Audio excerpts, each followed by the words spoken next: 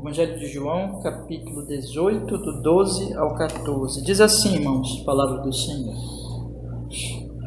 Então a corte e o tribuno e os servos dos judeus prenderam a Jesus e o amarraram. E conduziram-no primeiramente a Anás, por ser sogro de Caifás, que era o sumo sacerdote naquele ano.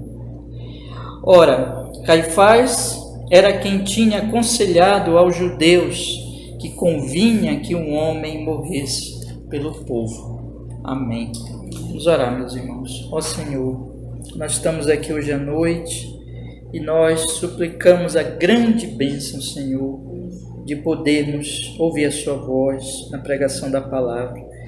Perdoa, Senhor, qualquer pecado na nossa alma neste momento, pelo sangue de Jesus, seu Filho amado, nos purifique. E nessa hora, Senhor, nosso Deus, nós pedimos que fales conosco, que esse texto, Senhor, se abra para nós a compreensão dele, e nós possamos também ter o nosso coração aberto pela graça, pelo Espírito Santo, para ouvirmos, para crermos, para obedecermos, Senhor, para a sua glória, para o nosso bem, em nome de Jesus. Nós oramos, nós damos graças, Senhor, em Cristo. Amém e amém. Pode sentar, meus irmãos, pode sentar. Meus irmãos, nós temos aqui um momento, nós podemos dizer assim, um momento profetizado pelas Sagradas Escrituras, desde Gênesis 3,15, vocês lembram que está escrito lá, não é? Na hora que Deus ele se revela, ele aparece ali, depois logo da queda, após a queda, ele tem aquelas palavras ali com Adão, com Eva, a mulher, depois ele fala com a serpente, e com a serpente ele diz lá, vou pôr inimizade entre ti, serpente, e a mulher, entre o teu descendente e o seu descendente. E ele diz, o descendente da mulher te ferirá a cabeça, mas tu lhe ferirás o calcanhar. Né? E a partir dali foi exatamente isso que aconteceu. A serpente, que é o diabo, passou a atacar sistematicamente, né? Mordeu o calcanhar, digamos, do povo de Deus, mas aqui a serpente está mordendo o calcanhar desse descendente. Por trás de tudo isso, irmãos, por trás da prisão, da traição de Judas, de Caifás, de Anás, de Caifás, que são personagens que nós vamos estudar hoje um pouco, dos soldados, tudo que estava acontecendo aqui estava a serpente, mordendo o calcanhar de Nosso Senhor, né, cumprindo essa profecia, querendo destruir Cristo, querendo matar a Cristo. Mas por trás disso, irmãos, estava todo o propósito, o decreto, o cumprimento daquela profecia de Gênesis 3,15, em que, através de tudo que estava acontecendo aqui, dessa morte, dessa perseguição, da morte de Jesus, da prisão de Cristo, do encarceramento dele, tudo que estava ocorrendo nesse julgamento, seria julgado, seria condenado, seria morto, tudo isso era Deus operando para a salvação do nosso povo, pisando na cabeça da serpente, nos libertando da nossa maldição, nos libertando dos nossos pecados, nos trazendo grandiosa salvação. Então as duas coisas estão acontecendo aqui. A serpente ela está mordendo o calcanhar de Cristo, ela está atacando, o diabo está por trás de tudo isso, mas por outro lado o Senhor está operando todas as coisas, o Pai Celestial cumprindo a sua promessa, através do descendente da mulher. Jesus é homem, só que ele é o Deus homem, e ele tinha que vir aqui e morrer pelos eleitos, pelo seu povo, dando a sua vida. Então aqui nós temos o cumprimento, o início, na verdade, o ápice, né, de toda a obra de Jesus. Ele veio por isso, ele veio para se entregar como um cordeiro, para se entregar, e aqui ele está se entregando mesmo, meus irmãos, e aqui está se cumprindo essa profecia. Então, essa são os versículos, e todos esses versículos que nós vamos estudar, se Deus assim permitir, com a graça do Senhor, são tão maravilhosos, irmãos, para a nossa meditação, para a nossa edificação, porque nós estamos aqui hoje à noite, nós estamos salvos, nós temos oportunidade também de proclamar hoje à noite a boa notícia, o Evangelho. Nós não somos proclamadores de maldição, de tristeza, de desespero. Ao contrário, nós somos proclamadores da esperança, da verdadeira esperança. Nós só podemos fazer isso porque Jesus morreu, porque Jesus se entregou. Então nós devemos ser muito gratos, irmãos. E essa história, ela é uma história realmente de amor, como eu tenho dito, é uma história de amor, né? Como eu comecei a estudar com vocês já há 2 semanas, hoje é a 3ª exposição, começamos aí capítulo 18, desde o versículo 1. Mas o que nós já estudamos até aqui, irmãos, desde o versículo 1? Nós já estudamos que o Senhor Jesus Cristo, ele sai daquele ambiente, da sala onde ele teve a última reunião com os discípulos, estabeleceu a ceia, fez o último discurso, preparando os discípulos para o que viria, fez a oração sacerdotal, ele sai de lá e ele atravessa o ribeiro de Cedron, vai para o jardim, o Getsêmani, onde os outros evangelhos contam que ele faz aquela oração, para que, se fosse possível, o Pai passasse dele aquele cálice de sofrimento. Então ele levanta daquela oração e ele tinha ido para o jardim porque Judas conhecia aquele jardim também. Várias vezes ele já tinha estado ali com seus discípulos, e Judas, ele sabia que Judas iria para lá com os soldados romanos, grande, vamos dizer assim, exército, destacamento de soldados bem treinados, e além disso com a polícia do templo, a polícia dos judeus, né? Mandados ali, enviados pelo sumo sacerdote, pela liderança judaica, pelos saduceus, pelos fariseus que compunham o Sinédrio. O Sinédrio era, vamos dizer assim, um poder maior dos judeus, e Jesus sabia disso. Ele foi para aquele lugar, e nós já estudamos aqui, ele controlou todas as coisas. Quando eles se apresentaram, ele disse, eu sou, né, o Jesus Nazareno. Eles caem por terra, ele tem domínio completo sobre aquilo ali. Pedro tenta intervir, corta a orelha de Malco, mas o Senhor Jesus diz, não, põe a tua espada de volta para a bainha, porque eu vou beber este cálice. Não beberia eu o cálice que meu Pai me deu? Não seria pela espada, como nós estudamos semana passada, mas seria pela morte. Não seria pela espada que Jesus venceria, mas seria pela cruz. Exatamente.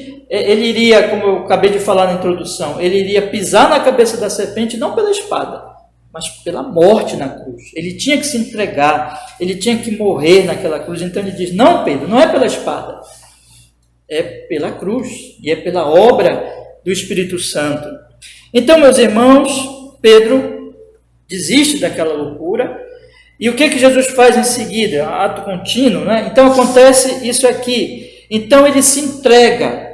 Aqui nesses 3 versículos que nós vamos estudar hoje, nós temos a entrega voluntária de Jesus. Eu tenho falado para vocês desde o início desse capítulo 18, que aqui nós não temos a captura de um homem frágil por um poderoso exército que chegou até aquele lugar e que, enfim, perseguiu aquele homem por aquele lugar ali distante, vamos dizer assim, isolado, e que conseguiu capturar então este homem por causa da sua força, da sua capacidade, de um poderoso exército. Não foi isso, não era isso que estava acontecendo aqui. O que estava ocorrendo aqui, meus irmãos, é que esse que derrubou aquele exército inteiro, ele estava dizendo nesse momento aqui, o que ele estava fazendo aqui nesse momento era exatamente se entregando para o exército. Então não é o caso de uma captura de um homem frágil, mas é o caso da entrega do Deus homem, daquele que é Deus, daquele que é todo-poderoso, a esse exército, porque ele tinha que tomar o cálice que o Pai deu para ele. E aqui nesses 3 versículos, Jesus faz isso, irmãos. Jesus, ele é preso, ele é amarrado, ele é conduzido a 2 homens muito perversos. Nós vamos estudar aqui hoje um pouco deles nesta noite, chamado Anás e Caifás, que o julgariam injustamente, o condenariam e o matariam. E o Senhor Jesus Cristo, então, tudo que ele faz aqui é voluntário, ele não está sendo obrigado. Repito, ele derrubou aquele exército inteiro ali, dizendo eu sou, para mostrar que ele está se entregando voluntariamente. Então, tudo que ocorre aqui é uma entrega de nosso Senhor, e nós temos dois momentos aqui. Então, quando nós lemos aqui o capítulo 18, verso 12 ao 14, quando a Bíblia diz assim: então a corte e o tribuno e os servos dos judeus prenderam a Jesus e o amarraram e conduziram-no primeiramente a Anás, por ser sogro de Caifás, que era sumo sacerdote naquele ano. Nós temos então dois momentos aqui, narrado por João, o evangelista. Primeiro, Jesus é preso pela corte, pelo tribuno, pelos servos dos judeus, amarrado, e em segundo lugar, ele é conduzido. Então, eu já disse para vocês aqui algumas vezes, quando nós lemos a Bíblia, nós temos que observar os verbos, né? Então, o Senhor Jesus Cristo,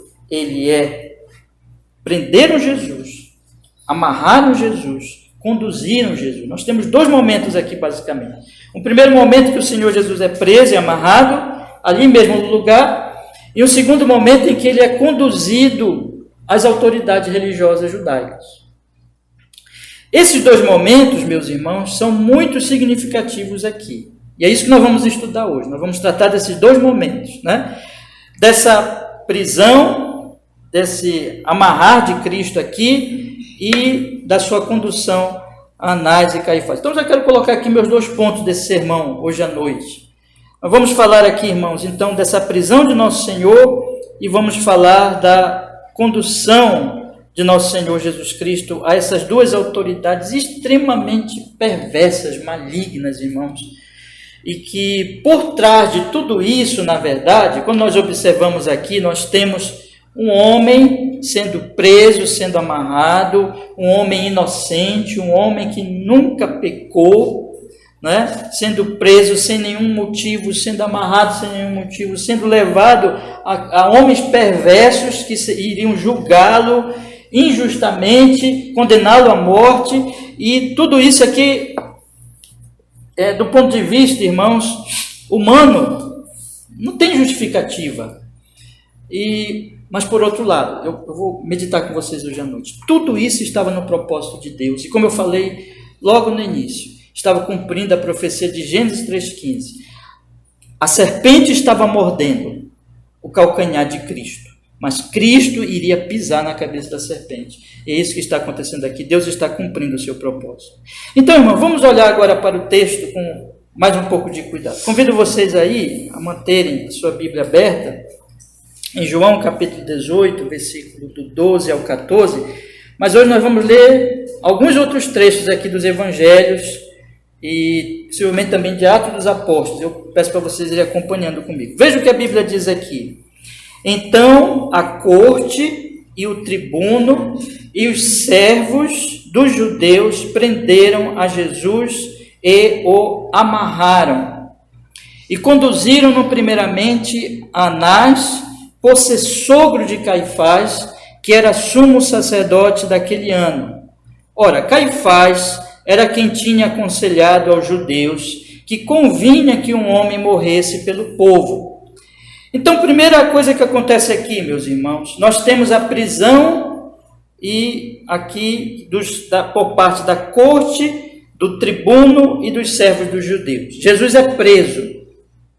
E ele é preso por quem? Ele é preso pela corte romana. Aqui é um destacamento romano. Centenas de homens foram enviados, soldados romanos, né? Vamos dizer assim, era a elite da época, em termos de exército, homens treinados, homens de guerra, homens ali muito capacitados, valentes. Essa corte muito grande chegou ali para prender Jesus. E o que nós vimos, irmãos, que aconteceu com essa corte nos versículos anteriores? Mas antes de eu falar disso, deixa aqui, então, descrever aqui os personagens dessa história aqui. Então, nós temos a corte, que é esse exército romano. O segundo citado aqui é o tribuno.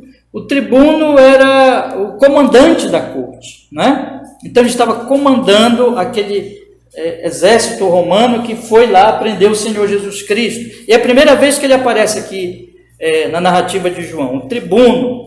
E temos mais aqui, os servos dos judeus. Então, nós temos a polícia do templo. Servos dos judeus aqui são aqueles que aparecem já no versículo 3. Olhem comigo aqui o versículo 3, que diz assim a palavra de Deus: tendo, pois, Judas recebido a corte e oficiais dos principais sacerdotes e fariseus. Então nós temos aqui os dois, vamos dizer assim, os dois grupos de soldados, né? Primeiro, a corte, que eram os soldados romanos, e os oficiais dos principais sacerdotes. Então aqui eles aparecem de novo no versículo 12. A corte e o tribuno, que era o comandante daquela corte, e os servos dos judeus. Geralmente João ele vai dizer assim, quando ele fala judeus, ele não está dizendo todo o povo judeu, ele está dizendo da liderança judaica. É isso exatamente que ele está dizendo aqui, se nós compararmos com o versículo 3, esses oficiais, que era a polícia do templo, a polícia do Sinédrio, que era a maior autoridade judaica na época, né? Então eles mandam policiais, junto com os soldados romanos, para prender o Senhor Jesus Cristo. Então quem prendeu Jesus? Quem prendeu Jesus foram os romanos e os judeus. Isso tem um significado, meus irmãos, porque o Senhor Jesus Cristo vai ser julgado pelo tribunal judaico e vai ser julgado por um tribunal romano. E no tribunal judaico nós vamos observar que o julgamento é totalmente viciado, é falso, né? Eles não conseguem achar motivo real para prender e matar o Senhor Jesus Cristo, mas mesmo assim eles dão um jeito. E quando o Senhor Jesus Cristo vai ser julgado pelo tribunal romano, através de Pilatos, aí ali Pilatos diz, ele é inocente, não vejo nele crime algum, mas pela exigência dos judeus, das autoridades judaicas, como nós vamos estudar ainda, e manipulando ali, levando o povo, né, a gritar, crucifica-o. Então Pilatos lava as mãos e entrega Jesus para ser crucificado. Mas nós temos aqui judeus e gentios prendendo Jesus. Todos fazem parte desse pecado e desse ato injusto. No entanto, meus irmãos, nós podemos dizer, lembremos que o Senhor Jesus Cristo está se entregando aqui por judeus e gentios. Ele é morto por judeus e gentios. E ele está se entregando por judeus e gentios. E é isso aqui tem um significado. Mas a outra coisa que eu quero destacar para os irmãos é que o texto diz aqui, então a corte e o tribuno e os servos dos judeus prenderam o Senhor Jesus Cristo e o amarraram. Nós temos dois atos aqui. Então a corte, o capitão, ou o comandante, ele que está aqui dirigindo esses soldados, esses oficiais, tanto o exército romano como os oficiais judeus, eles prendem o Senhor Jesus Cristo e eles amarram o Senhor Jesus Cristo. Eles atam Cristo. Jesus não pode, né, escapar mais dele. Mas em que sentido que ele não pode escapar mais dele? Se nós lermos esse texto aqui, meus irmãos, e nós olharmos para o versículo 8, nós vamos ver que isso que estava acontecendo era porque Jesus está se entregando. Acompanhe comigo agora, a partir do versículo 5, para nós entendermos melhor. Diz assim a palavra de Deus. Jesus pergunta a quem buscar no versículo 4, e aí eles respondem no versículo 5. Responderam-lhe a Jesus Nazareno, e disse-lhe Jesus, sou eu. E Judas, que o traía, estava com eles. Quando, pois, versículo 6 é muito importante, quando, pois, lhes disse, sou eu, recuaram e caíram por terra. Então, todos os que são citados no versículo 12, incluído o Judas, meus irmãos, que não é citado no 12, mas que estava ali, mas Judas e todos que são citados no versículo 12, que já tinham sido citados antes, ou seja, a corte, o grande exército romano que estava ali, o tribuno, que era o comandante daquele exército, e todos os policiais caíram por terra diante de uma simples palavra do Senhor. E que palavra foi essa? A palavra foi, eu sou. Esse nome, ou essa forma do Senhor Jesus Cristo falar, eu sou, isso nos lembra imediatamente lá no livro de Êxodo, quando Moisés chega e ele vê um sinal, um grande sinal. Ele vê uma planta, uma árvore, vamos dizer assim, e ela está pegando fogo, mas ela não se consome, né? Ela fica ali perfeita, como se o fogo não destruísse, ela fica do mesmo jeito. A sarça que não se consumia, a sarça ardente que não se consumia. E quando ele vai se aproximar, enfim, né? Para resumir a história, Deus se revela a ele. Era Deus que estava dando aquele sinal. E qual era o nome de Deus? Deus se revela ali como Jeová ou Yahvé, enfim, né? E Deus diz assim: eu sou. Este é o meu nome. Eu sou. Aqui, meus irmãos, o Senhor Jesus Cristo, aquele que é perfeitamente homem, ele usa a mesma expressão. No versículo 6 diz: quando, pois, lhe disse, sou eu, ele diz, eu sou Deus. É isso que ele está dizendo, eu sou Deus. E o que acontece em seguida mostra realmente que aquele não é um homem normal, aquele não é um homem como nós aqui. É um homem, sim, 100% homem, perfeitamente homem.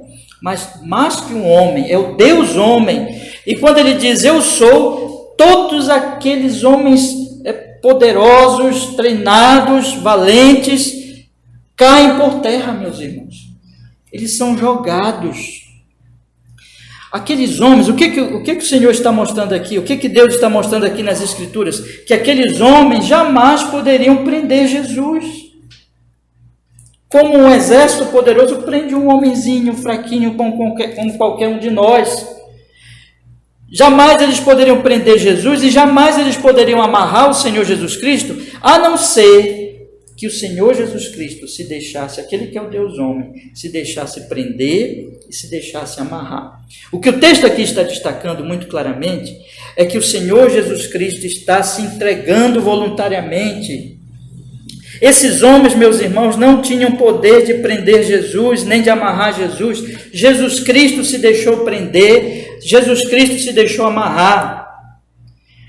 Mas outra coisa que o texto vai apontar para nós, irmãos, aqui começa o sofrimento de Jesus. Aqui começa o Senhor Jesus Cristo ser maltratado por aquele exército, por aqueles homens maus.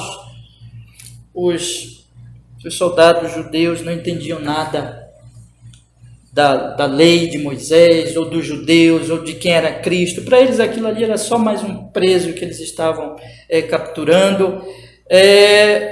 Já os judeus, os oficiais, eles conheciam jamais todo o contexto, né, de que a liderança judaica odiava a Cristo, queria matar a Cristo e tinha os seus motivos religiosos, as suas razões religiosas, mas enfim, mas todos eles odiavam Cristo, não temiam a Cristo. Mesmo depois de Jesus Cristo ter dado essa demonstração fabulosa de que ele era Deus, eles todos caíram, mas eles se levantam, um coração humano endurecido se levanta e prende o Senhor.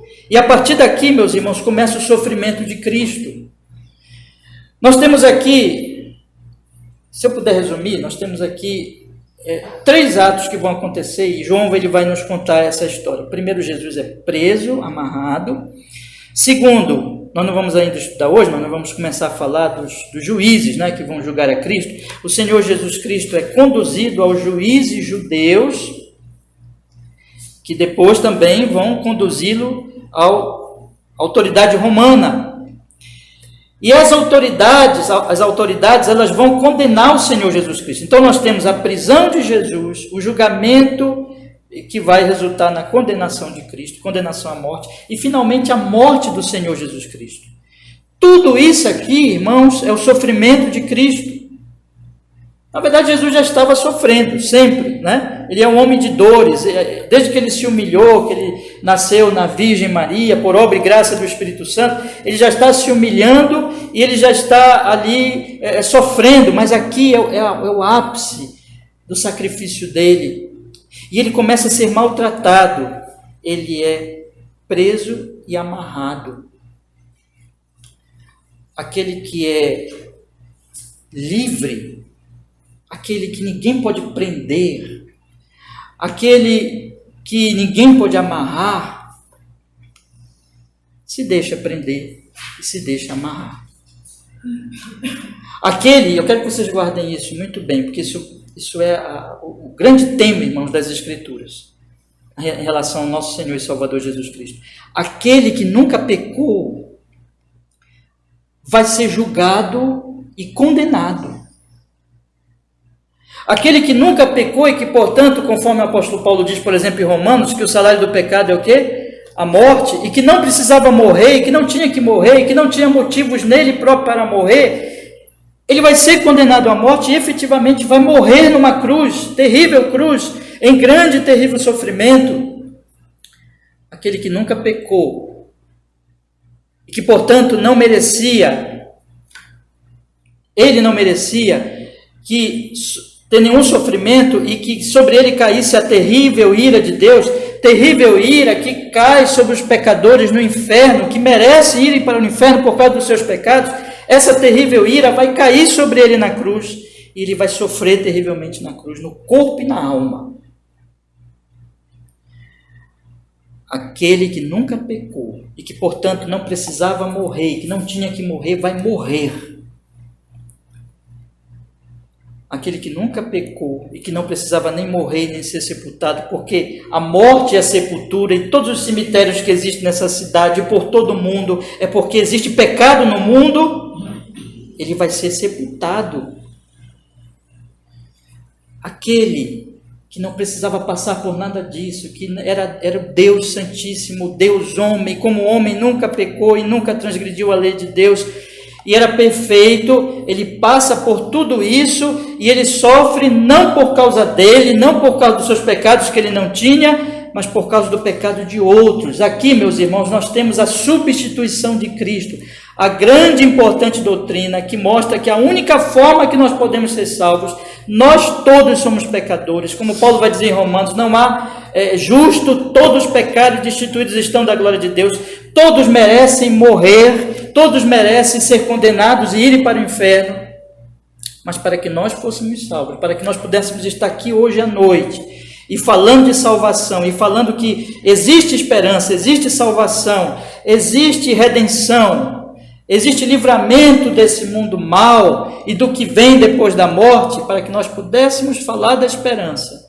teve que o Cordeiro de Deus, o Santo Jesus, ser imolado no altar, ser sacrificado, ter ali o seu sangue derramado. Ele atuou todo o tempo, não morrendo, e sofrendo e morrendo, sendo preso, amarrado, condenado, morto, sepultado, não por causa dos pecados dele, que ele não tinha pecados, mas como nosso, essa é a palavra muitíssimo importante, como nosso substituto. O Senhor Jesus está atuando aqui como substituto.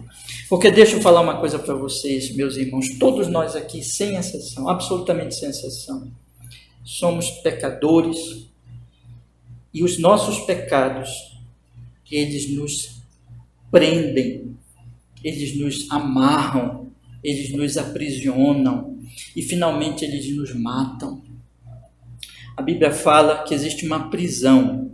O Senhor Jesus Cristo aqui foi preso fisicamente. O Senhor Jesus Cristo aqui foi amarrado fisicamente, mas isso tudo é muito simbólico, porque ele já estava começando a sofrer para libertar, para quebrar as cadeias daqueles que são presos e amarrados, não com prisões e amarras físicas, mas espirituais. Uma pessoa, ela pode estar andando, estar livre, ir para onde quiser, mas ela é escrava. O Senhor Jesus Cristo mesmo já tinha dito isso. O Senhor Jesus já tinha falado aqui mesmo no Evangelho de João. Ele disse assim uma vez: aquele que comete pecado é escravo do pecado. Aquele que comete pecado é escravo da sua própria iniquidade. Deixa eu falar uma coisa para vocês aqui, irmãos. Só Jesus Cristo nos liberta disso. Se nós não confiamos no Senhor Jesus Cristo, se nós não cremos em Jesus, se nós estamos fora de Cristo, o que a Bíblia mostra é que nós vamos para onde nós formos, o que nós pensarmos, o que nós falarmos, os nossos planos, todas as nossas decisões, elas estão escravizadas por um poder que talvez nós nem saibamos que está atuando em nós, mas que está em nós o tempo todo, e este é o pecado. Desde que Adão caiu, e todos nós somos filhos de Adão, o que aconteceu com o coração dos homens? O coração dos homens, a palavra de Deus diz que está morto em delitos e pecados. Ele está escravizado por 3 forças poderosíssimas, meus irmãos. A carne, que é a nossa própria natureza pecaminosa, o mundo, que é o sistema mundano, esse mundo que a gente vive, dominado pela iniquidade, e o diabo, que é aquele que fez Eva cair lá no jardim do Éden junto com Adão, e que é o sedutor, que é o pai da mentira, e que vai oferecendo para os homens exatamente aquilo que eles querem. Em resumo, o homem é escravizado pela carne, pelo mundo e pelo maligno, e em resumo ele é escravizado pelo próprio pecado dele. Existe no coração do homem um ódio a Deus, um ódio ao Deus Criador e mantenedor de todas as coisas. O homem, por natureza, ele não quer saber desse Deus, ele não ama esse Deus, ele não quer servir esse Deus, e ele cria ídolos. E ele serve os seus ídolos. Mas, na verdade, esses ídolos, você sabe que a Bíblia diz assim, né? O homem é criado à imagem e semelhança de Deus. Mas esses ídolos que os homens criam são ídolos criados à sua imagem, à sua semelhança. Os homens, na verdade, vivem para si mesmos, eles vivem si mesmados, eles vivem para suas próprias vontades, para o seu ego. Eles não querem que Deus mande neles. É aquela grande tentação do jardim do Éden, quando o serpente disse para Eva assim: sereis como Deus, vocês vão ser autônomos, vocês vão decidir a vida de vocês. E a Bíblia diz que isso é uma completa loucura, que isso é uma irracionalidade. Todos nós, irmãos, por natureza nós vivemos assim, e nós vivemos numa loucura porque nós vivemos negando Deus. Mas existe Deus. Deus existe, Ele é o Criador, Ele é que nos mantém. Certa vez o apóstolo Paulo disse: nele nós existimos e nos movemos. Ele é o Criador, Ele é o provedor. Eu estou falando aqui com vocês agora, e vocês estão sentadinhos aí, os seus olhos estão atentos aqui, estão me olhando, porque Deus está dando forças para mim, está dando forças para vocês. O Senhor Deus é que faz levantar o sol todos os dias, o Senhor Deus é que manda a chuva, o Senhor Deus é que faz a semente brotar, o Senhor Deus é que põe o pão nas nossas mesas todos os dias, o Senhor Deus é que nos dá talentos, força, trabalho, oportunidades. O Senhor Deus nos dá as nossas roupas que nós estamos aqui agora nos cobrindo. O Senhor Deus dá todas as coisas. E Ele enviou o Filho dEle para revelar a Ele e para dizer que Ele é Deus, e um Deus cheio de graça, cheio de amor, cheio de misericórdia, Salvador e Redentor, cheio de amor. Ele vem morrer pelos traidores, perseguidores, Ele vem morrer não por amigos, mas por inimigos. Ele veio morrer, irmãos, e se sacrificar por nós. Mas o que a palavra de Deus vai dizer aqui é que Ele se deixou prender e amarrar, porque existe essa prisão do pecado. Existe essa prisão da idolatria e da loucura, onde o ser humano não consegue se libertar. Todos os dias ele levanta, com o corpo que Deus deu para ele, com a força que Deus dá a ele, com o sol que Deus faz brilhar sobre ele, com os trabalhos e oportunidades que Deus dá a ele. Mas ele se levanta não para adorar este Deus, mas para viver para si mesmo e para os seus ídolos, afrontando a Deus todos os dias, todos os dias. E ele não se arrepende disso. A Bíblia fala que nós temos um coração duro, incrédulo, pecador, que odeia o Senhor, e esse coração, ele afronta todo dia Deus, e assim como uma árvore dá o fruto de acordo com a sua natureza, a nossa natureza é má. Nós somos pecadores e nós não conseguimos nos libertar disso e nem queremos nos libertar disso. Na verdade, o nosso querer está escravizado por isso. Então, todas as vezes, nós podemos ir para onde nós quisermos, mas o nosso querer é escravo dos nossos pecados, é escravo da nossa idolatria. Nós vivemos numa loucura, irmãos, e finalmente nós morremos. Daqui a 100 anos, nenhum de nós estará mais nessa terra, nessa vida, nesse lugar.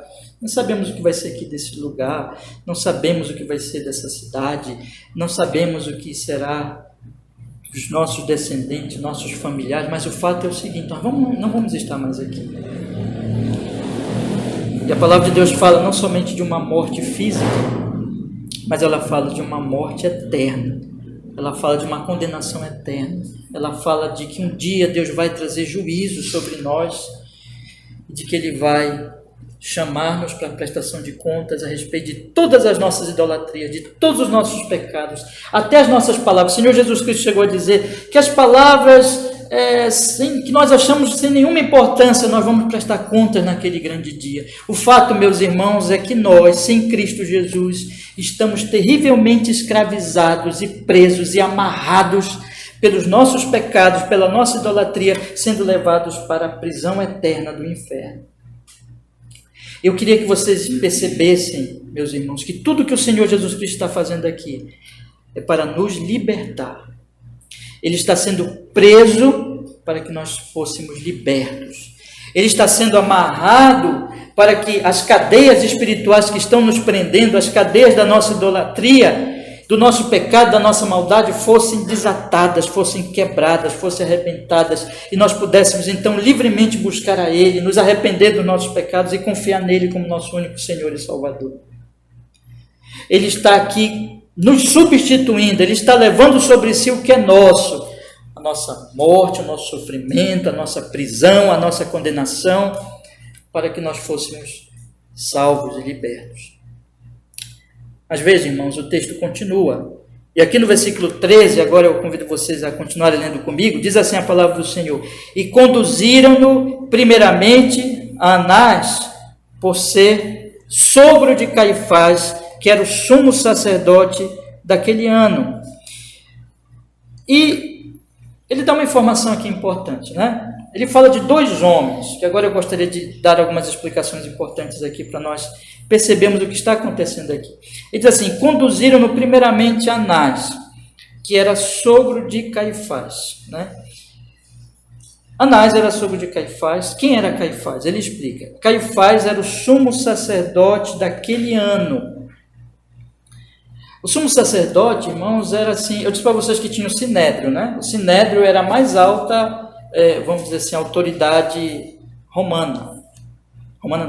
judaica. Tinha o Império Romano, e os judeus estavam debaixo do Império Romano, domínio do Império Romano, mas o Império Romano dava a eles, como fazia também com outros povos, dava a eles ali certa autonomia, né, debaixo do seu poder, né? E tinha ali o Sinédrio, que era a autoridade judaica, e o sumo sacerdote, vamos dizer assim, era o mais elevado, era o homem mais importante.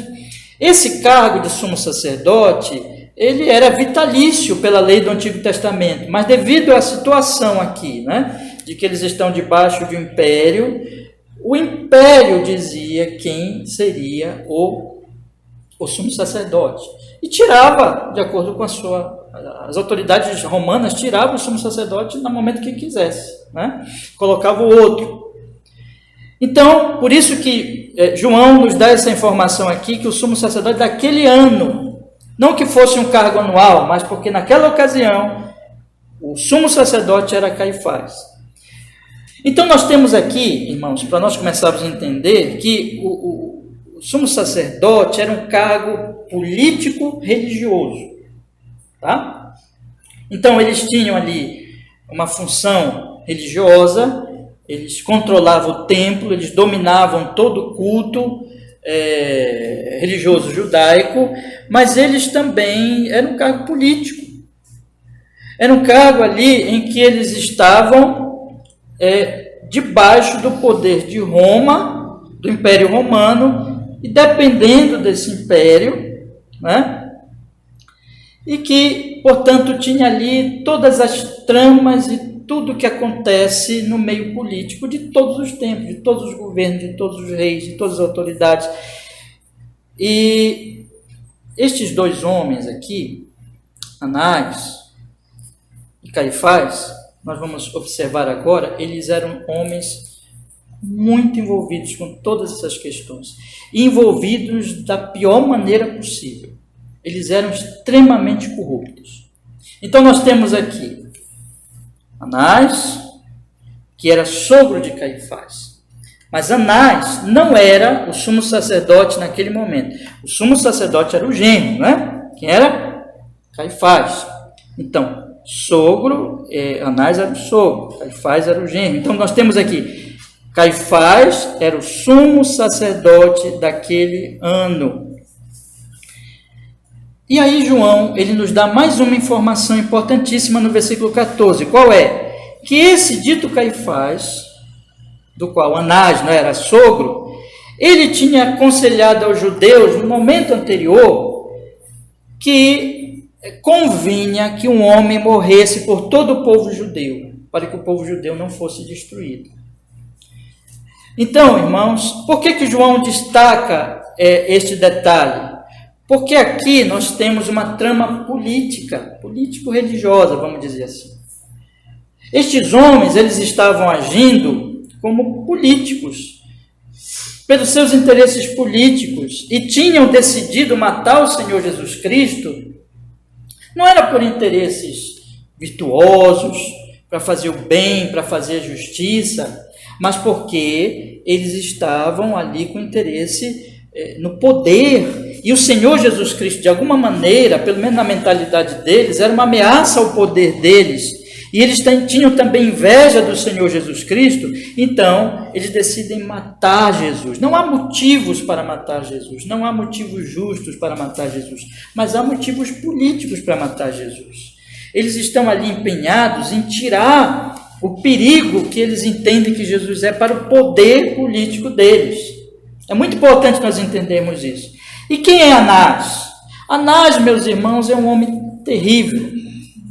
Para vocês terem uma ideia, disse, que Anás, ele foi sumo sacerdote por um período, mas ele foi retirado por uma autoridade romana, mas ainda assim ele manteve um poder sobre o sinédrio, muito grande. E também tinha uma influência muito grande com as autoridades romanas, como eu disse para vocês, que eles colocavam e tiravam ali os sumos sacerdotes, de maneira, irmãos, que ele praticamente dominou o sinédrio, mesmo sem ser oficialmente o sumo sacerdote, mas ele era o sumo sacerdote no sentido da sua influência, não oficialmente, mas no sentido da sua influência, e isso perdurou por pelo menos 50 anos.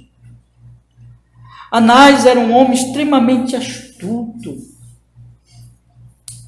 perverso, que sabia manipular o poder, sabia fazer todo aquele jogo de interesses da política, e ele então se relacionava e conseguia ali se relacionar com as autoridades tanto judaicas como romanas, de maneira que ele manteve o seu poder. Para os irmãos terem uma ideia, por esses 50 anos, ele conseguiu ali colocar 5 filhos dele, 5, como sumo sacerdote, um neto e o genro dele, que era Caifás.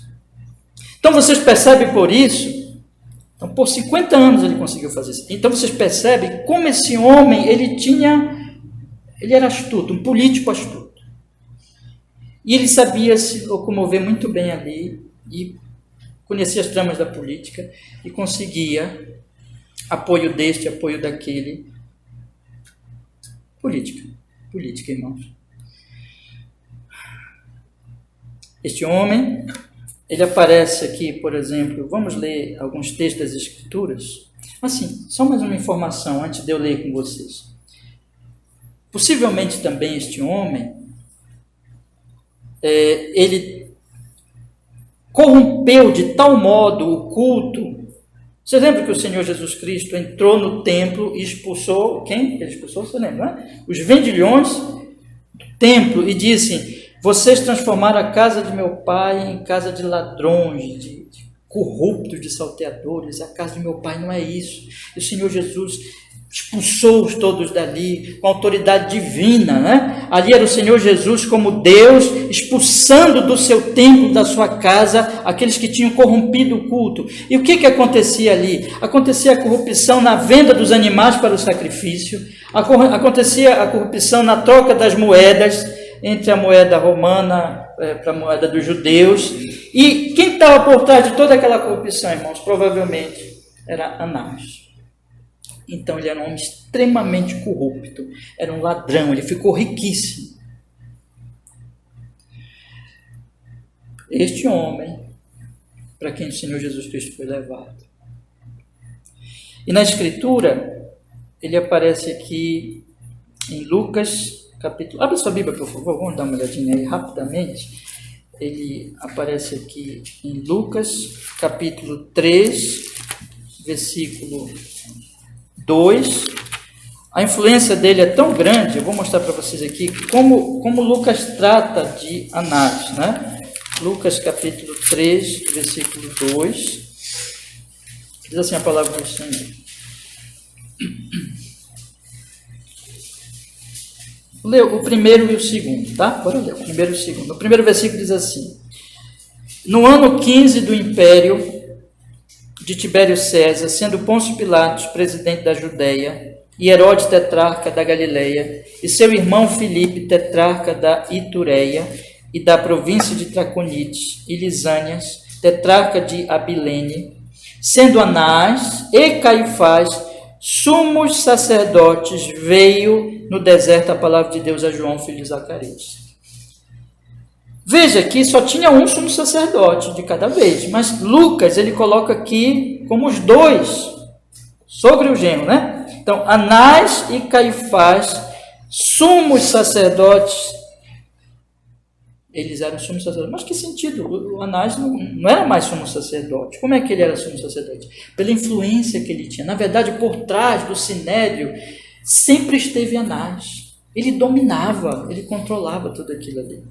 Agora, irmãos, olhem o que diz Atos, capítulo 4, versículo 6. Jesus Cristo já tinha morrido, já era no tempo dos apóstolos. Olha o que diz Atos, capítulo 4, versículo 6. Tinha morrido, ressuscitado, subido ao céu, e aqui já estavam os apóstolos, né? Quando, por ocasião da prisão de Pedro e João, quem tenta proibir os discípulos de proclamarem a Cristo? Veja o que diz Atos capítulo 4, versículo 5 e 6. Vamos ler o 5 e 6. E aconteceu no dia seguinte, reunirem-se em Jerusalém os seus principais, os anciãos e os escribas. E quem que aparece no 6? E Anás, o sumo sacerdote, e Caifás, João e Alexandre, e todos quantos haviam da linhagem do sumo sacerdote. Depois da morte de Cristo, depois da ressurreição do Senhor, já os apóstolos já estavam pregando. Quem é que aparece aqui de novo? Anás. Anás. Esse homem maligno, esse homem perverso, esse homem que corrompia, político astuto, que corrompeu a religião judaica, que o Senhor Jesus Cristo chegou lá expulsando todos do templo, né? Inclusive, vão perguntar para Jesus, com que autoridade faz isso? Você que conhece a Bíblia, lembra disso? Este homem é um homem que foi julgar o Senhor Jesus Cristo. Mas vamos voltar aqui, irmãos, para o João. Aqui no João, no capítulo 13, nós vemos que a palavra de Deus diz que conduziram-no primeiramente a Anás, por ser sogro de Caifás, que era sumo sacerdote daquele ano. Nós vamos ter do versículo 13, irmãos, até o versículo 24, João contando para nós esse momento em que quando eles prendem Jesus, eles amarram Jesus, eles conduzem Jesus para Anás, sogro de Caifás. E só no versículo 24, que diz assim, e Anás mandou amarrado ao sumo sacerdote de fato, né? Caifás.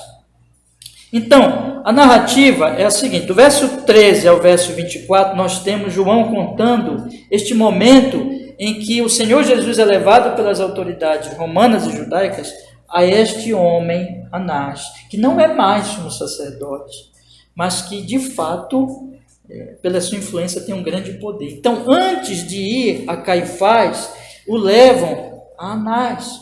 Esse homem, então, ele tem uma influência muito grande. Esse fato não é narrado nos outros evangelhos, Mateus, Marcos, Lucas. Os evangelhos já levam logo o julgamento da prisão para Caifás, mas João, ele destaca isso aqui para nós, para mostrar a importância, a grande influência desse homem, como ele era um homem influente naquela região. Aí fala então de Caifás. E o destaque que João faz aqui de Caifás, o genro, né, que era o sumo sacerdote realmente naquele ano, também é muito significativo, é muito importante para nós entendermos que Jesus estava sendo julgado por homens injustos, malignos. No versículo 14 diz que a esse dito Caifás, do versículo 13, que é o sumo sacerdote daquele ano, João então nos lembra que, ora, Caifás era quem tinha aconselhado aos judeus que convinha que o homem morresse pelo povo.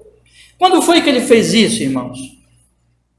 Ele fez isso quando Cristo ressuscita a Lázaro, e aquilo causa um grande alvoroço na região, e o povo então fica ali comentando o fato, e isso chega ao Sinédrio, isso chega às autoridades judaicas. Vamos olhar ali agora o capítulo 11, irmãos, por favor, abra sua Bíblia aí comigo, no capítulo 11, no versículo 45, e olha o que a palavra de Deus nos relata.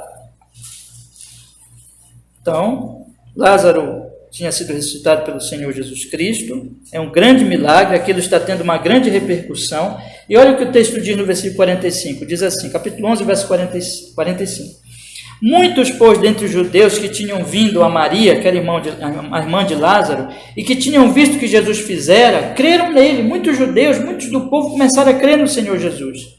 Mas alguns deles foram ter com os fariseus e disseram-lhes o que Jesus tinha feito. Então, muitas pessoas acreditaram no Senhor Jesus Cristo diante daquele grande milagre, mas outras pessoas foram falar aos fariseus, que era uma seita judaica que também fazia parte do Sinédrio. E aí, diz o versículo 47, então, vocês imaginam, um homem ressuscita dentre os mortos, o alvoroço que aquilo causou. Muita gente começa a falar de Cristo. E aí no versículo 47 diz assim, depois, os principais sacerdotes, que na sua maioria, né, eram saduceus, que era outra seita judaica, e os fariseus formaram conselho e diziam, que faremos? Porquanto este homem faz muitos sinais. Se o deixarmos assim, todos crerão nele e virão os romanos e tirar-nos-ão o nosso lugar e a nação. Então eles ficaram com medo de Jesus, porque na mente deles, irmãos, Jesus era uma ameaça. Jesus estava atraindo muita gente e eles não entendiam evidentemente quem era Jesus, mas eles temeram que aquele alvoroço, né, os judeus se juntando em torno de Cristo Jesus, e Jesus podia fazer uma revolução. E Jesus, então, poderia despertar as autoridades romanas que não aceitavam rebelião, e os romanos, que tinham um grande exército e grande poder, se dirigiriam ali para Jerusalém, destruiriam o templo e destruiriam o Sinédrio. Como diz aqui a palavra de Deus, se o deixarmos assim, todos crerão nele e virão os romanos e tirar-nos-ão o nosso lugar e a nação. Então, nós vamos perder tudo por causa do Senhor Jesus Cristo, por causa de Cristo. Então, nós temos que fazer alguma coisa. O mais irônico de tudo, eu tenho um sermão aqui nesse texto que está na internet, eu preguei ano passado nos nossos estudos no Evangelho de João, mas o mais irônico, irmãos, é que Cristo não iria destruir o templo. Cristo, o fato de Jesus ali estar proclamando a verdade do Evangelho da Palavra, não é isso que iria destruir o templo, não é aquilo que ele estava fazendo que iria destruir o templo. O templo realmente foi destruído nos anos 70 pelo Império Romano, mas o que destruiria o templo era exatamente a incredulidade dos judeus sobre Cristo. Não era Jesus em si que ia destruir o templo, mas eles, na incredulidade deles, trouxeram juízo sobre Jerusalém.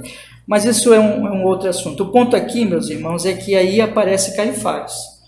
E Caifás, no versículo 49, dá um conselho. Ele diz assim: e Caifás, um deles, que era sumo sacerdote naquele ano, lhes disse, Caifás aqui, que era o sumo sacerdote de fato: vós nada sabeis, nem considerais que nos convém que um homem morra pelo povo e que não pereça toda a nação. Ora, ele não disse isso de si mesmo, mas sendo sumo sacerdote naquele ano, profetizou que Jesus devia morrer pela nação, e não somente pela nação, mas também para reunir em um corpo os filhos de Deus que andavam dispersos. Desde aquele dia, pois, consultavam-se para o matarem. Naquele dia, meus irmãos, o Sinédrio decidiu matar Jesus. Já estava decidido. Porque vejam, quando eles começaram a comentar isso, Caifás, que era um político também extremamente astuto, ele veio com essa aparente boa conversa, vocês têm razão, olha, o exército romano vem em qualquer momento aí para nos destruir a nossa nação, então o que nós temos que fazer? Temos que matar Jesus. Matar Jesus é a solução. Se nós matarmos a Cristo, como ele diz aqui no versículo 50, nem considerais que nos convém que um homem morra pelo povo e que não pereça toda a nação. Que homem bom! Caifás está preocupado com o povo, ele está preocupado com a nação, ele está ali desejoso de que a nação não pereça. Não é nada disso, meus irmãos. É a astúcia de Caifás. Porque quando nós lemos aqui em Mateus, capítulo 27, versículo 18, abra sua Bíblia e leia comigo.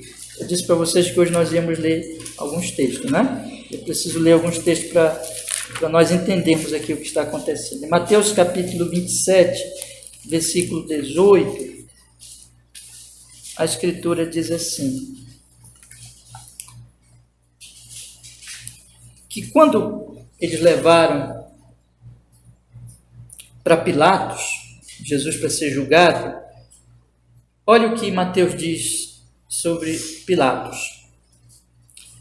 Porque sabia que por inveja o haviam entregado.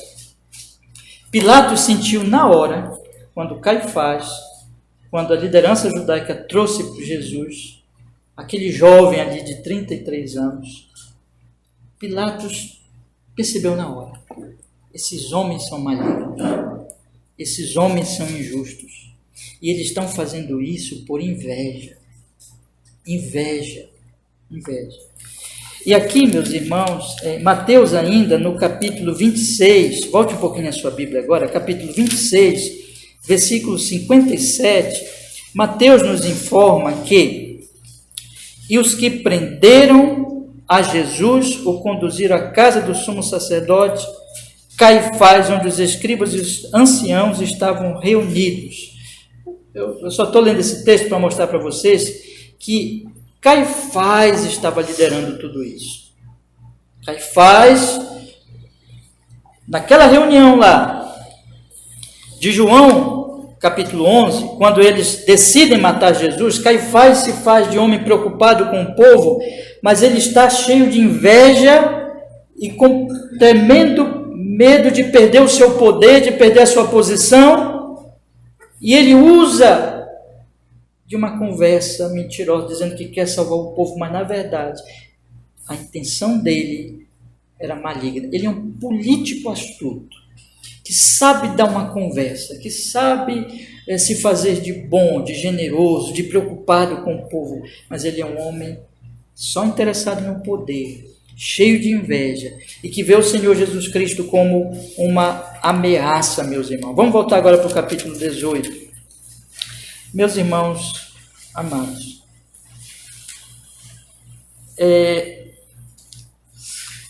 quando João ele nos diz assim: ora, Caifás era quem tinha aconselhado aos judeus que convinha que um homem morresse pelo povo. Ele está querendo nos lembrar de tudo isso. Ele está colocando Anás que tinha um histórico terrível, está colocando Caifás, e ele lembra, olha, já tinham decidido matar Jesus lá atrás. Tudo que aconteceu quando eles compram Judas, quando eles vão na calada da noite, né, para o jardim, sendo conduzido por Judas, quando eles prendem, amarram Jesus, quando eles fazem esse julgamento, tudo porque eles já tinham decidido matar Cristo, eles não queriam ser impedidos, e tudo aqui é injusto, tudo aqui é a serpente mordendo o calcanhar de Cristo. Lembra Gênesis 3,15? Porém, inimizade entre ti e a mulher, entre o seu descendente e o teu descendente, mas este te ferirá a cabeça, o descendente, e tu lhe ferirás o calcanhar. A serpente está mordendo o calcanhar de Cristo. E está mordendo por Anás, por Caifás, por esses homens malignos. Mas a Bíblia vai dar mais uma informação para nós. E é por isso que João, ele destaca aqui, meus irmãos. Você não precisa abrir agora, mas eu vou voltar lá para o capítulo 11 e vou ler o que João, ele diz quando o Caifás, ele fala, né? Tem que morrer um homem. João, ele diz, meus irmãos, aqui no capítulo 11, quando Caifás fala assim, versículo 50, nem considerais que nos convém que um homem morra pelo povo e que não pereça toda a nação? Caifás está com a intenção mais terrível possível. Caifás é um homem maligno. Caifás está enganando, está mentindo. Ele está com inveja e não quer perder o seu poder. Mas João nos diz uma coisa aqui. João nos diz no versículo 51, ora, ele não disse isso de si mesmo, mas sendo sumo sacerdote naquele ano, profetizou que Jesus devia morrer pela nação. E aí João continua. E não somente pela nação, mas também para reunir em um só corpo os filhos de Deus que andavam dispersos. Olha o que João nos diz aqui. João nos diz que, apesar de que Caifás é um homem maligno, Caifás está mentindo, Caifás, ele está fazendo uma trama perversa para matar Jesus, mas por trás disso, apesar disso, Deus está agindo por Caifás, porque Caifás ele está numa posição, irmãos, de sumo sacerdote. O sumo sacerdócio foi estabelecido por Deus no Antigo Testamento. E o sumo sacerdote ele tinha uma função dupla. O sumo sacerdote ele oferecia os sacrifícios dos animais a Deus pelo povo, para que o povo fosse perdoado pelos seus pecados. Tudo aquilo era simbólico, apontando para Jesus que tinha que morrer. Então ele fazia isso, ele que liderava, ele que controlava os sacrifícios do templo. Mas o sumo sacerdote também fazia uma segunda coisa que a Bíblia dava para eles, a lei do Antigo Testamento designava para eles. Eles eram profetas. Então, tanto eles iam a Deus, levando o povo, representando o povo, oferecendo sacrifícios a Deus pelo povo, como eles traziam a palavra de Deus ao povo. Então eles iam a Deus em nome do povo e eles iam ao povo em nome de Deus. Eles eram sacerdotes e eram profetas e eles ministravam a lei. E o que João está dizendo aqui, apesar de esse homem ser tão maligno, tão perverso, mas ele estava numa posição sagrada. Ele estava num lugar ali de sumo sacerdote do templo. E Deus ali, mesmo sem ele perceber, mesmo sem ele saber, mas Deus estava dirigindo aquelas palavras de Caifás, de maneira que aquelas palavras, mesmo sem ele saber, e apesar de toda a intenção maligna, mas aquelas palavras eram uma profecia que dizia que, de fato, um homem tem que morrer pelo povo. Alguém tem que se sacrificar. E esse é exatamente o Senhor Jesus Cristo. E ele tem que morrer para reunir em um só povo os que o Senhor vai salvar. Veja o que João diz assim.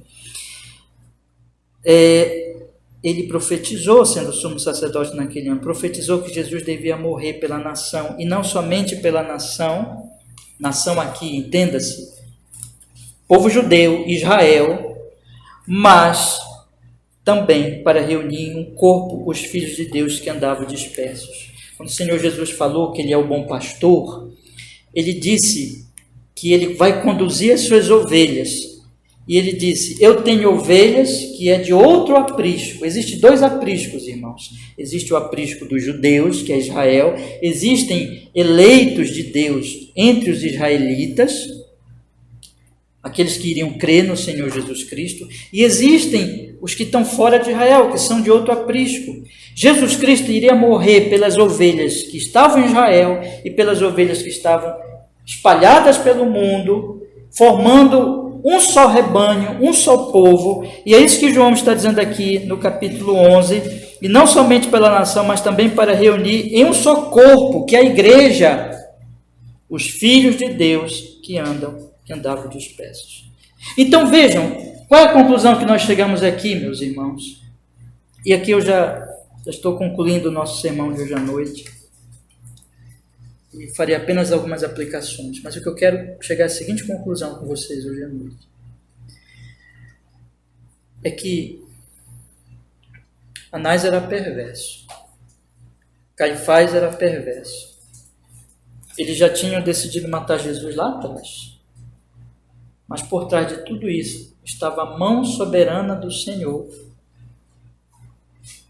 que atuava por esses homens e controlava esses homens, tanto as ações como as palavras deles, para que Jesus Cristo morresse por nossos pecados. Por trás de toda essa mordida da serpente, está aquele que é soberano, até sobre a serpente, até sobre o diabo, até sobre Anás, até sobre Caifás, até sobre os soldados romanos, até sobre o tribuno, sobre o capitão, até sobre os oficiais da polícia judaica, aquele que é soberano sobre Pilatos, sobre Herodes, sobre todas as autoridades, todos os povos, todas as nações, e que na sua providência ele controla, ele domina até a maldade humana, até a perversidade humana, até o pecado humano, para que o resultado final seja a sua glória e seja a salvação do seu povo. É aquilo que o apóstolo Paulo vai falar em Romanos, capítulo 8.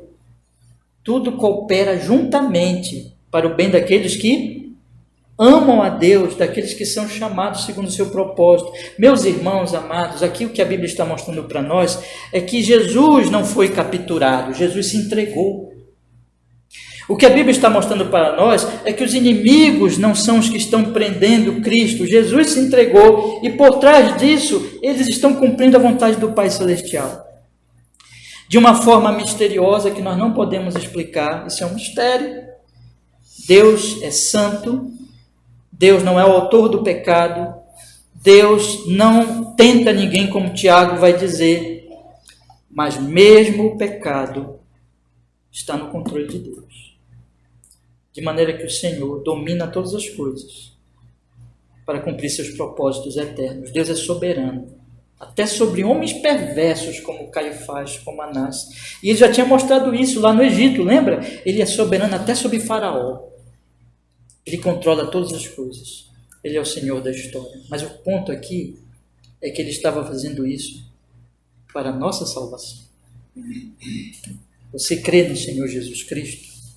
Jesus estava aqui voluntariamente se entregando e o Pai Celestial estava controlando todas as autoridades, todos esses eventos, para que Jesus pudesse morrer e você ser salvo. Agora, você não crê ainda em Jesus? Eu quero lhe chamar a atenção e dizer para você que a única salvação, que a única esperança que nós temos é o Senhor Jesus Cristo. Cristo é o Salvador, Cristo é o Redentor. E ele estava aqui sendo preso e amarrado e se entregando à condenação e à morte para que nós pudéssemos, ao crermos nele, sermos livres perdoados, justificados, santificados, salvos e temos esperança de vida eterna. Por isso que Paulo, que era perseguidor, nós lemos hoje Atos capítulo 9 na leitura bíblica, ele pôde dizer, depois que ele creu em Jesus e serviu ao Senhor, para mim o viver é Cristo e o morrer é lucro. Jesus é a nossa esperança. Me permitam ainda, para a gente concluir, deixar 3 breves aplicações. A primeira é que Cristo se entregou, já dei, né? Já falei. Se entregou à prisão por nossa libertação. Então, irmãos, creamos, e você que já creu, você está livre, você não precisa viver debaixo de nenhuma prisão do pecado, você já tem o Espírito Santo, você pode viver uma vida agradável a Deus. Se levante e diga, Jesus já morreu por mim, Jesus já me libertou dos meus pecados, já fui justificado e tenho o poder do Espírito Santo para viver uma vida santa. Se levante todo dia, meu irmão, para obedecer a Deus, você que já é um crente. O segundo conselho que eu quero lhe dar, irmãos, nós estamos nessa época eleitoral, de tanta briga, de tanta confusão política. Eu acho que convém lhes deixar um conselho. Nós falamos bastante aqui da política judaica, da política daqueles tempos. A política não mudou, a política continua a mesma. Continua as mesmas tramas, continua as mesmas corrupções, continua as mesmas mentiras, continua os mesmos enganos. Mas nós sabemos que a nossa esperança é o Senhor. O Senhor está por trás. Assim como o Senhor controlava Anás, Caifás e todos aqueles homens malignos, o Senhor continua controlando a história. O Senhor continua controlando as eleições. Vai ganhar esse pleito quem Ele quiser. E vai nos governar quem Ele quiser. E o conselho da Escritura é o seguinte: não tenhamos esperança em governos, em políticas, nos homens. A nossa esperança deve estar em Cristo, no Senhor. Então, meus irmãos, a Bíblia ela diz assim: obedeçam às autoridades, respeitem as autoridades, paguem os seus impostos, mas não idolatrem e nem busquem proteção deles, porque a proteção vem de Deus, de Cristo. Nós, cristãos, devemos ser os melhores cidadãos, honrados, honestos, pacíficos, mas nunca devemos tratar a política com idolatria e como se fosse a nossa esperança, mas tratar e olhar para esses homens, na verdade, como aqueles que foram postos ali para cumprir uma função dada por Deus, orar por eles. A Bíblia diz que a gente deve orar por eles. E a nossa confiança última sempre é o Senhor da providência, que está controlando todas as coisas. Mas o meu último conselho, e esse é o mais importante de todos, irmãos, é que Cristo morreu por nós. Cristo estava indo para aquela cruz para morrer por nossos pecados, para nos sacrificar. Então vamos nos alegrar nele. Ele venceu a morte, irmãos. Ele ressuscitou, ele está vivo e ele é a nossa esperança. Ele é a nossa alegria. Então, temos tudo. Lembra de Davi? O Senhor é meu pastor, nada me faltará. Eu vou lembrar de Paulo de novo. Para mim o viver é Cristo e o morrer é lucro. Um dia todos nós vamos morrer. Mas ele disse para nós assim, olha, aquele que crê em mim, mesmo que morra, viverá. Ele nos trouxe vida eterna. Então, vamos nos alegrar hoje à noite, porque o Senhor Jesus Cristo se entregou por nós. Vamos orar, meus irmãos, vamos pedir que Ele nos fortaleça e nos abençoe cada vez mais. Senhor, muito obrigado, porque nós podemos, hoje à noite, tratar, Senhor, desse texto tão precioso, tão importante. E a nossa oração nesse momento é que o Senhor Espírito Santo abençoe, Senhor, a palavra que ouvimos, conforme tenha sido fiel às Escrituras. Oramos e pedimos nesta hora que o Senhor Espírito Santo opere através da palavra ouvida em nossa alma, em nosso coração, nos dando fé, nos dando arrependimento, nos dando graça, nos dando sabedoria, para que nós possamos, Senhor nosso Deus, andar a cada dia esperando no Senhor, nos alegrando no Senhor, caminhando no Senhor Jesus Cristo, de onde vem toda a nossa esperança, satisfação, gozo, alegria e paz do Espírito Santo, hoje e para sempre. Abençoa, Senhor, que cada um de nós que estamos aqui hoje creia no Senhor Jesus e permaneça e se fortaleça cada vez mais na santa fé daquele que se entregou, foi preso e amarrado por nossos pecados. No nome de Jesus, que assim seja, para a glória do Senhor. Amém.